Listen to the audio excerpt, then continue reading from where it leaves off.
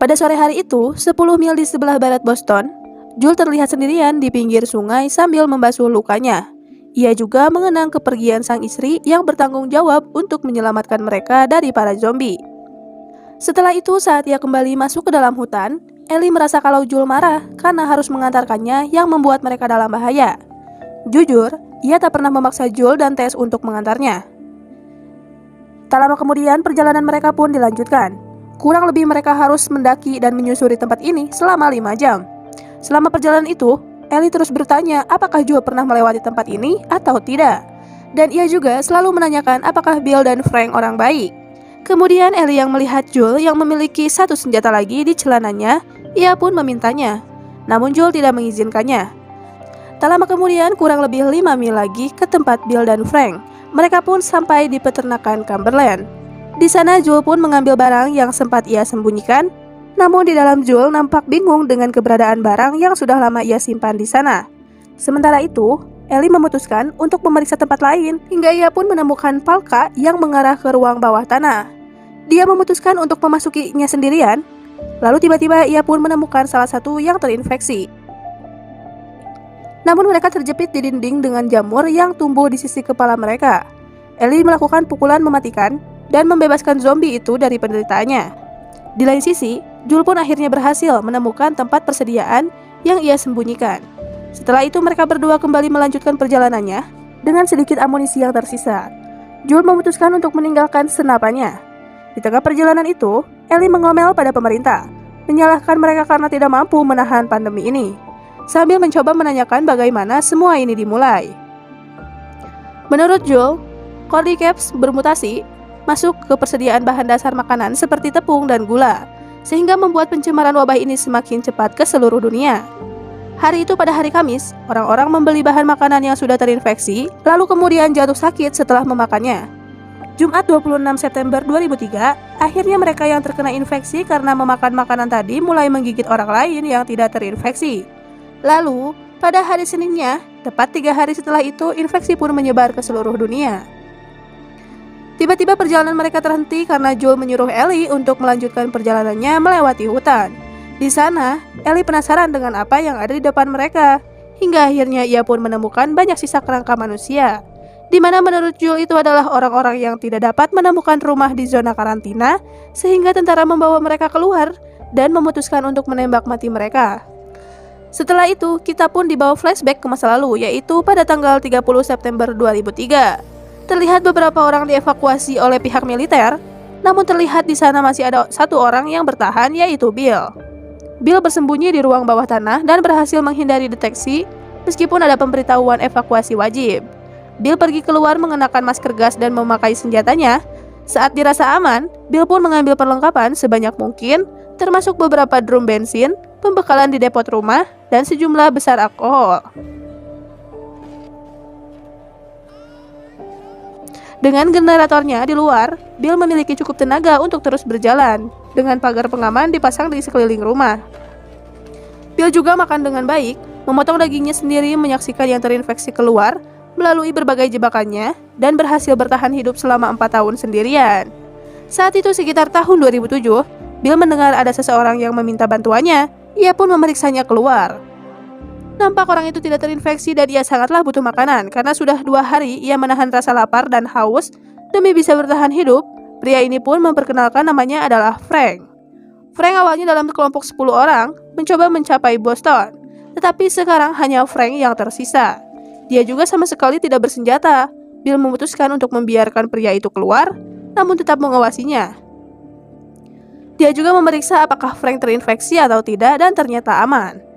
Akhirnya setelah itu Bill mengizinkan Frank untuk masuk ke dalam rumahnya untuk membersihkan diri dan makan. Saat itu Frank sangatlah senang karena bisa diterima dengan baik oleh Bill. Saat mereka itu duduk untuk makan bersama, Frank terkejut dengan makanan yang lezat dan segelas anggur yang sempurna untuk menemaninya.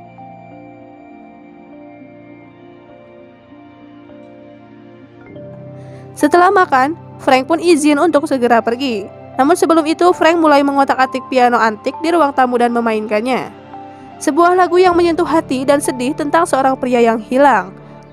Entah kenapa hal itu membuat Bill menjadi risih mendengarnya. Lalu Frank pun menyuruh Bill untuk memainkan piano sekali saja untuknya dan dia akan pergi. Lalu karena sudah terlalu lama sendiri, mereka pun lalu bercocok tanam. Singkat cerita, 3 tahun kemudian, tepatnya pada tahun 2010, Frank dan Bill bertengkar karena Bill ingin mengecat rumah, memperbaiki beberapa toko, dan membeli bensin untuk mesin pemotong rumput. Sementara Frank ini menjadikan kota ini ramai kayak dulu dan mengundang lebih banyak orang. Akhirnya Frank pun memperkenalkan temannya yang bernama Jules dan Tess kepada Bill. Tapi Bill sendiri nampak sekali merasa kecewa dengan sikap Frank. Di sini Jules menawarkan untuk bekerja sama dengan Bill karena Jules sendiri memiliki sesuatu yang tidak dimilikinya seperti buku, obat-obatan, dan suku cadang mesin. Jules juga menawarkan peralatan untuk memperbaiki pagar pembatas di depan rumah Bill karena menurut Jules pagar itu hanya akan bertahan sekitar 1 tahun lagi karena kabel galvanisnya mulai berkarat. Jules menawarkan aluminium bertegangan tinggi kepada Bill jika dia sepakat dengan kerjasama mereka. Akhirnya mereka pun sepakat dan menggunakan musik di radio sebagai kode yang merupakan ide Frank. Sebelum pulang, Jules berkata kalau Federa tidak akan pernah tahu lokasi ini karena Bill dan Frank terlindungi dari orang-orang yang terinfeksi. Namun hal ini hanya sementara, karena cepat atau lambat bisa saja dengan adanya penjarahan dari perampok dan mereka dapat dengan mudah menghancurkan pagar kawat serta jebakan yang sudah dipasang oleh Bill. Mereka akan datang di malam hari dengan tenang dan tentunya dengan persenjataan yang lengkap hingga mereka harus terus waspada. 3 tahun kemudian pada tahun 2013, terlihat Frank dan Bill yang sedang berolahraga. Saat itu, Frank berniat menunjukkan sesuatu kepada Bill, di mana Frank dulu pernah menukarkan senjata milik Bill dengan benih stroberi milik Jules dan Tess sehingga mereka bisa menanam stroberi.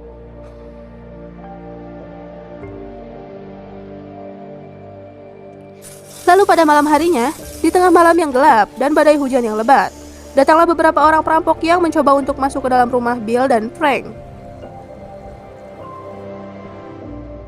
Frank pun menyadari hal itu, tapi Bill sendiri saat ini sudah tidak berada di dekat Frank. Dan ternyata Bill sendiri saat itu sedang sibuk menahan orang-orang tersebut. Namun sayang, Bill tertembak di bagian perutnya.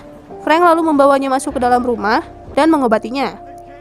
Namun Bill menyuruh Frank untuk menghubungi Jules karena dia tidak ingin melihat Frank sendirian di sini. Dan 2 tahun kemudian setelah peristiwa perampokan itu, kita diperlihatkan dengan Frank yang kini semakin tua dan sudah berada di kursi roda. Namun Bill tetap setia menemaninya. Kondisi Frank saat itu sudah tidak sehat lagi, bahkan saat ingin tidur pun Bill harus menggendongnya. Lalu saat pagi harinya, Frank sudah terbangun dan sudah berada di kursi roda. Hal ini pun membuat Bill marah karena akan membahayakan keselamatan Frank. Tapi Frank berkata kalau ini adalah hari terakhir untuknya. Dengan perasaan sedih, Frank meminta Bill membuatkan roti untuknya dan mengantarkan Frank ke sebuah butik. Lalu menyuruh Bill memilihkan pakaian untuknya karena di sanalah Frank akan menikah dengan Bill. Lalu malam harinya, Frank meminta agar Bill memasakkan makan malam dan memasukkan sesuatu yang sudah disiapkan oleh Frank ke dalam minuman anggur. Sampai akhirnya mereka akan tidur bersama untuk yang terakhir kalinya. Dengan berat hati, Bill melakukan semuanya dan mengantarkan Frank menuju ke sebuah butik. Sampai pada akhirnya mereka pun menikah hingga mereka berdua memulai makan malam terakhir kalinya. Dan Frank tertidur di pelukan Bill setelah meminum setumpuk pil.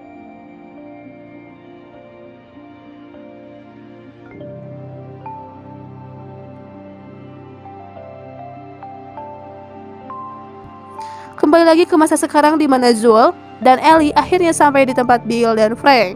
Nampak saat ini tempat tersebut masih aman terlindungi. Jules memasukkan kode gerbang, lalu mereka pun masuk dan memeriksa ke dalam rumah Bill. Saat itu Ellie menemukan sebuah surat yang ditulis oleh Bill. Surat itu ditujukan pada Jules yang disertai sebuah kunci yang sudah disiapkan untuknya.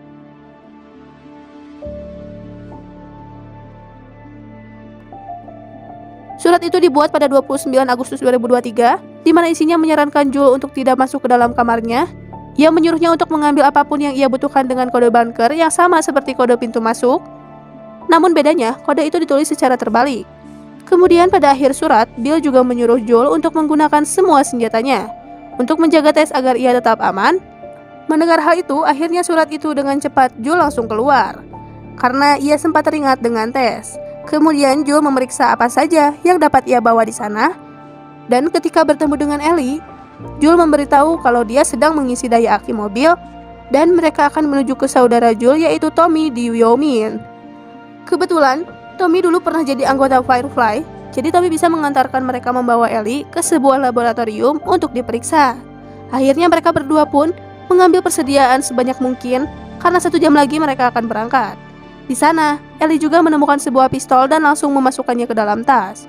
Lalu saat persiapan selesai, mereka berdua pun menaiki sebuah mobil untuk melanjutkan perjalanan, sambil mendengarkan lagu yang dulu dinyanyikan Frank saat pertama kali tiba di kota tersebut.